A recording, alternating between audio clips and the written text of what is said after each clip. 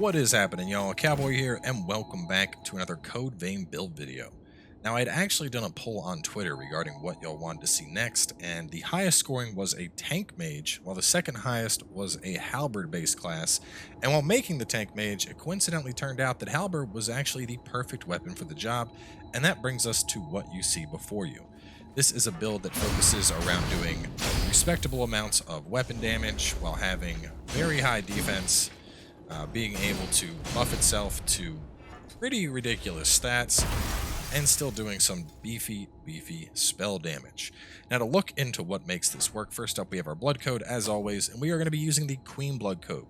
Now, anytime you want to do a hybridized type class and magic is going to be your focus, Queen is really the ideal blood code. You have C+ in strength, C in dex, you still have a decent amount of vitality and fortitude, but most importantly, you're maintaining an A scaling in both mind and willpower, making it an excellent blood code for hybridized builds.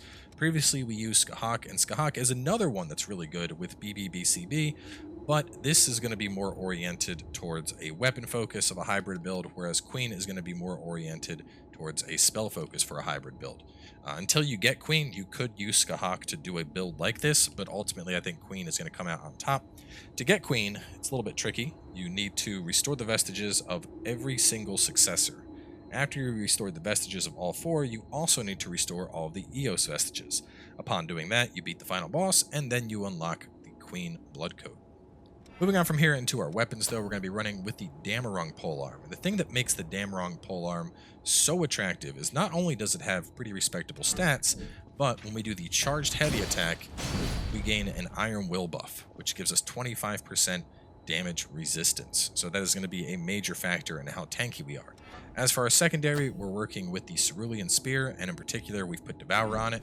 And the main reason for this is it just gives us access to a very potent Pierce moveset. As you can see, the first two hits are Pierce, while the third is going to be Slash. The base heavy attack is going to be Pierce, and then the charged heavy attack is also going to be Pierce. So this is essentially just making up what you're missing out of with the halberd. You know, we have a lot of spell damage, we have a lot of slash damage with this, and having Pierce in that package just kind of rounds us on out in terms of tackling a lot of resistances. Moving on over into the passives. First up, we're going to go for Health Stimulant. Just a very solid boost here, making sure that we are nice and tanky in terms of getting the job done with what we're fighting.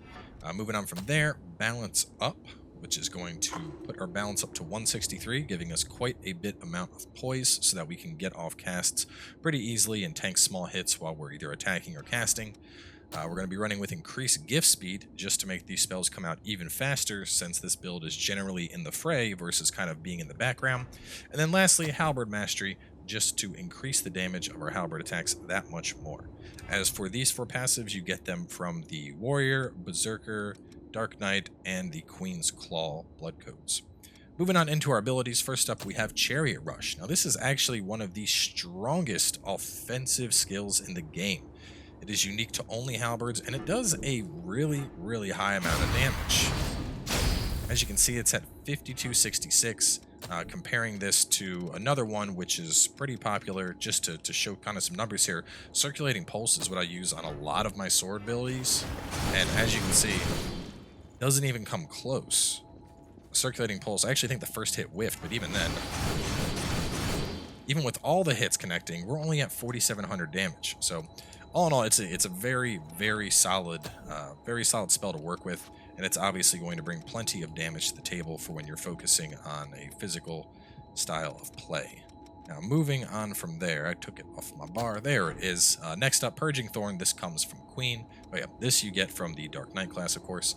But Purging Thorn is going to be our primary nuke. As you all know, this thing just does a ton of damage, and you can definitely see the cast speed is helped quite a bit by that passive. And then the next one we have is Baba Yaga's Gaze, also coming from Queen. Just a big, quick 5,000 plus damage nuke. Now you can actually swap this out for a number of different things, really depending on resistances here. You have access to Baba Yaga, Walpurgis Fire, Vodnik Mass, and Rage of Purcanus. This is essentially lightning, ice, fire, and then lastly blood. These three all come from Queen. The blood one I want to say comes from one of the queens. Just to check here, I want to say it is Ribcage? ribcage, Vudning Mass. And then, of course, we have Sands of Depravity, which comes from the Queen's Throat. This is just our good go-to AoE for when we want to take out a bunch of stuff. Just a really solid spell there. Moving down into the second category, Blood-Sucking Blades, a very, very substantial buff to our Drain. Putting this on up, you can see that our weapons now have a Drain rating of 0.83, which is pretty significant. And with our Drain Halberd, we're up to 1.25, which pulls in an absolutely absurd amount of Ichor when you are spamming attacks. Moving on from there, we're going to be running with Bridged Glory, which is a pretty significant attack buff that is going to scale with your mind. Just to show that off real fast, we are doing 1097 with our basic combo with Bridged Glory on. We are now up to 1442. As you can see, our regular pokes, that was a heavy poke, 1674 on the heavy. Damage numbers reset here. 1159 on the light attack. And if we take that buff off, you can see 848 and 1225. So some pretty significant damage increases coming in from that, even more so than Overdrive, which is going to be quite nice. We have Royal Heart, also comes from Berserker, and this is just going to increase our stagger resistance even more. I don't think anyone's actually worked out the thresholds on this, but I mean, more balance is more balance at the end of the day, and this is a mage build, but it's also going to be in the fray. I'm not completely sold on Royal Heart, but I think it fits in with kind of the theme we're going for. So if you don't like Royal Heart, you could always swap this out for a defensive-oriented buff. I'd actually messed around quite a bit with one of the Queen spells, but I couldn't really find a good use for it. Chaotic Ash, figured kind of gave it a anti-mage type feel, but ultimately I found that a lot of the targets that I was looking to drain of Ichor, it didn't really affect them all that much. Anyway, our final piece is going to be Ethereal Refrain. And you can only use this if you have Ava as your partner. But Ava is going to come along with a buff that is going to increase your casting speed, which has obvious synergy with the type of build we're going to run. And then Ethereal Refrain in particular is going to increase the drain rating you have and the damage of your gifts by 50%, while only adding a 2 additional flat Ichor cost to all of your spells. So this thing that we're doing right here, that goes from 5,400 up to like 7,500. Everything is going to see a really, really fat increase, and especially because of that drain increase and the already ridiculous amount of drain that we are going to have on our Cerulean Spear, which is Devour. With Blood-Sucking Blades up, we have Ichor coming in basically faster than you can spend it. It's pretty ridiculous. Now, given the Communal Gift is only going to last for a short duration, while that thing is up, you can go to work and pretty much shred a boss. So that is going to wrap it on up for this one. Let's take her on down into the depths and show you what it can do. So as always, we're going to be heading down into the depths to showcase things. As a reminder, you're going to want Ava for this, obviously, otherwise you can't use the Communal Gift. And also, this is based around a level of 120. Not that you should stop leveling, but at 120 I can give you a standardized representation of the type of damage I'm doing.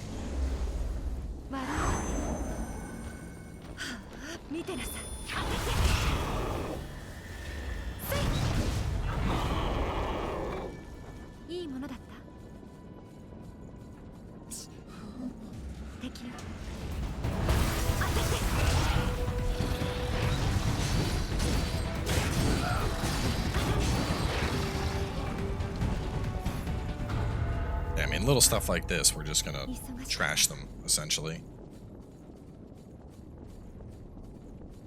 The Knight Reborn will probably be a decent fight, but all this other stuff, you just dunk all over it.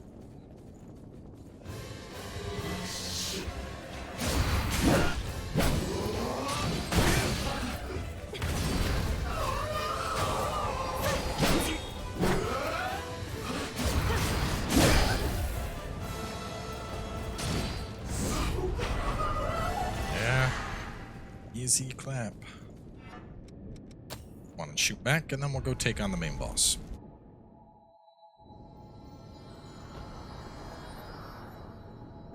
Right, now before your boss fights, that's where you're going to want to get your Communal Gift up. In general, I'll do my stagger last. I'm not entirely sold on the stagger ability, to be honest, but there wasn't anything else that really felt like it fit, so... switch up to this guy initially just to get our drain going. You can see 1 3-hit combo and we're already full on drain again.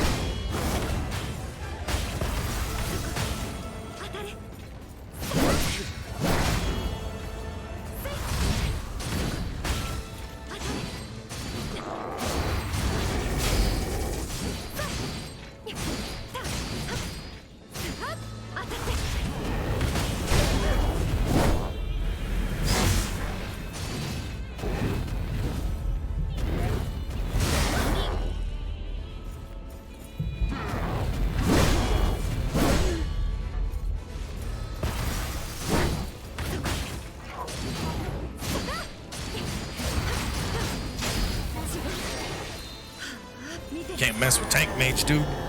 Just too OP. But anyway, thanks for coming on by, taking a look at the build. This will probably be... Well, actually, no. I have one more build in the works that I want to put out. That's a big emphasis around drain damage and pulling the majority of your damage out of your veil, which should be a lot of fun. But either way, thanks for coming on by, guys, and checking it out. I hope you enjoyed a look at the tank mage, and I will catch you next time.